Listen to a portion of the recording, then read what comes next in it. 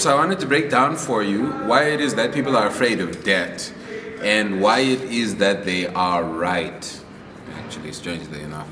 Not that they're right to be afraid, but it's not like, you know what I mean, take debt if it's going to make you better. You just need to understand the sort of energies or the sort of problems that come with it.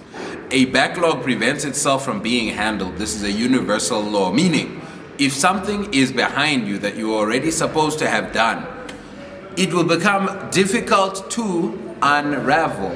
This is a weird universal law, but you will find that if you look at this one project that you've just backlogged, or this thing you're supposed to do for a customer that you've just backlogged, or this whatever it is, it almost seems like there's a magical power around it that is binding it. Not like you'll find that something else distracts you. Someone dies.